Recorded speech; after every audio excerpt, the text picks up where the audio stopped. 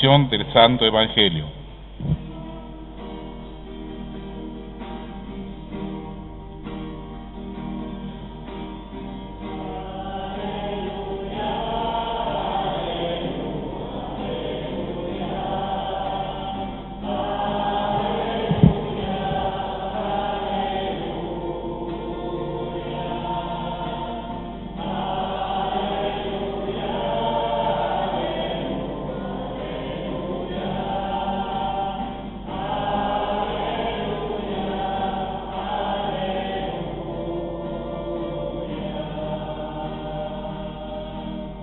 Dios estaba en Cristo reconciliando al mundo consigo, confiándonos la palabra de la reconciliación.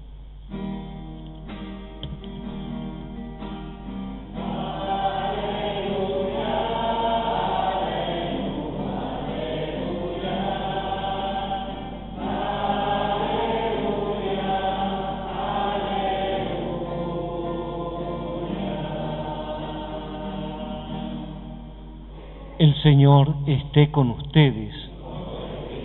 Evangelio de nuestro Señor Jesucristo, según San Mateo.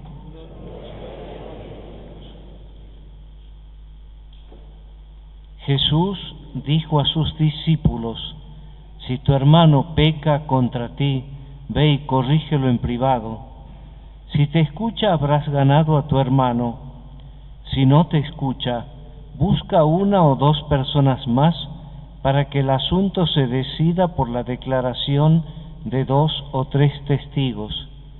Si se niega a hacerles caso, dilo a la comunidad, y si tampoco quiere escuchar a la comunidad, considéralo como pagano y publicano.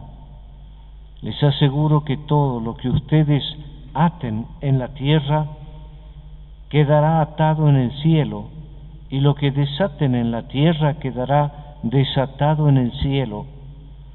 También les aseguro que si 2 de ustedes se unen en la tierra para pedir algo, mi Padre que está en el cielo se lo concederá. Porque donde hay 2 o 3 reunidos en mi nombre, yo estoy presente en medio de ellos. Palabra del Señor.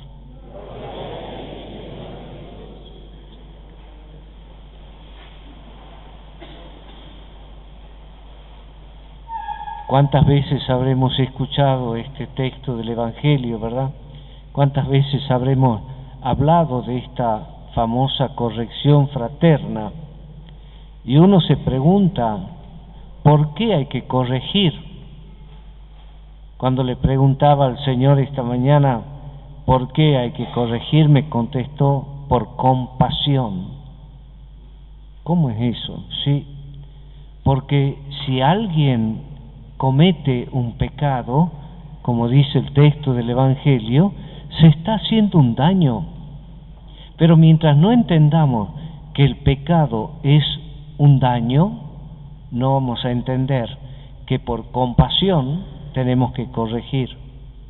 Mientras consideremos que el pecado es una fruta prohibida, entonces no entenderemos por qué el Señor no solamente dice no, sino que lo hace suyo, hace suya la ofensa. Nadie puede ofender, agredir a Dios, pero cuando el hombre se hace daño a sí mismo, está dañando la imagen y semejanza de Dios en él. Y entonces nosotros decimos, Dios sufre por nuestros pecados. Sí, pero ¿por qué? Porque nos ve a nosotros sufriendo en el pecado. Pero mientras no entendamos que el pecado es un sufrimiento, no vamos a entender esta enseñanza del Evangelio. No. Mientras el pecado sea una fruta, entonces no podremos darnos cuenta.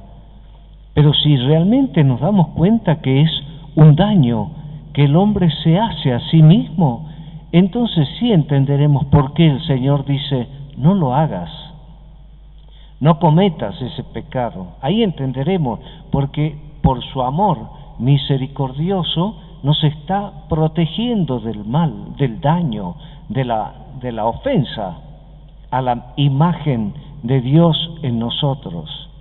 El que peca daña la imagen de Dios en él, y mucho más si peca contra otro. Entonces, como dice el Señor, ve y corrígelo. ¿Por qué hay que corregirlo, Señor? Por compasión.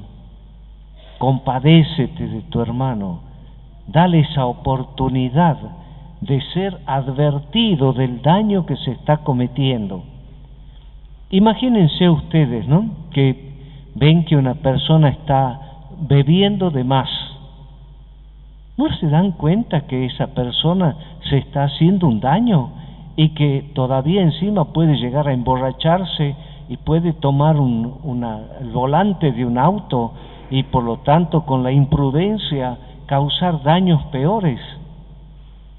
Imagínense que ven a una persona que se está drogando, por ejemplo. ¿No les da compasión el daño que se está haciendo a sí mismo? Ah, no, pero no es pariente mío. Ajá. ¿Qué no dice el Señor si tu hermano peca? No dice si tu hermano de sangre, ¿no? Si tu hermano, cualquiera. Es decir, aquel que se hace daño. Si tu hermano se hace daño, corrígelo, porque se está haciendo daño. Ten compasión de él, que tu corazón se quiebre ante el sufrimiento de este hermano. Pero, como digo, mientras no lo entendamos, mientras no comprendamos que el pecado es un daño, no nos sentiremos en la obligación de hacer una corrección. ¿Y qué diríamos de que nos hagan una corrección? Primero mírate vos mismo y después venía a corregir a los demás. Si supiéramos el beneficio que significa que nos hagan una corrección. Ah, sí, pero el Señor ha dicho que primero hay que sacar la paja como la viga del propio ojo y después, sí, bueno, pero eso lo dice para el que corrige. Pero si uno es corregido, ¿qué tiene que saber si tiene viga o que tiene una madera entera en el ojo? Es un acto de amor. Claro, lo que implica es la caridad, lo que acaba de decir San Pablo en la segunda lectura, que no tengamos los unos con los otros otra deuda que la de la caridad. Si tuviéramos caridad, entonces nos dolería el pecado del otro, el pecado del prójimo. No solamente los pecados sexuales, también los pecados sociales, también los pecados que implican la educación. Ustedes saben que en pedagogía hay un método que se llama de la psicogénesis, que consiste en no corregirlo al niño.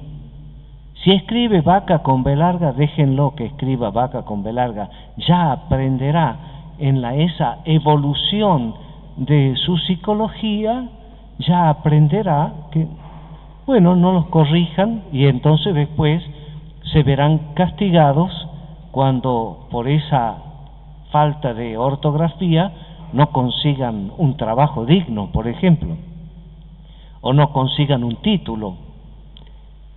¿Entienden? O sea que se ha hecho tan mentalidad eso de no corregir, de no involucrarse con el bien del prójimo, que hasta entró en la pedagogía como un método.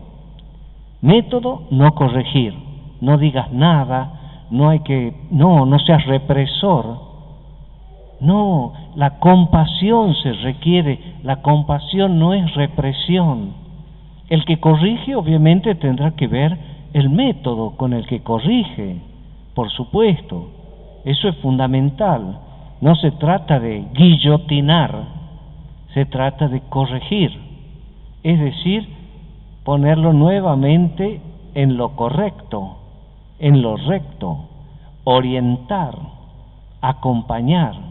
El que verdaderamente quiere corregir se pone a la par del que está sufriendo ese pecado y lo acompaña para que pueda comprender que se está dañando a sí mismo.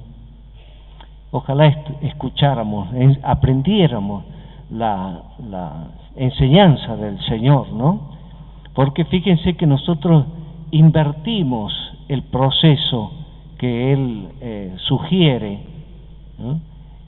Dice, primero háblalo a solas, es decir, no andes revoleando el pecado ajeno, ¿no? Y al último recién lo dirás a la comunidad si es que no entiende. Nosotros hacemos al revés, primero lo revoleamos al pecado en la comunidad y después, bueno, a ver quién se hace cargo de esa difamación. Corregir no es difamar, corregir es un acto de caridad. Que así sea. En el nombre del Padre, y del Hijo, y del Espíritu Santo. Amén. Creo en Dios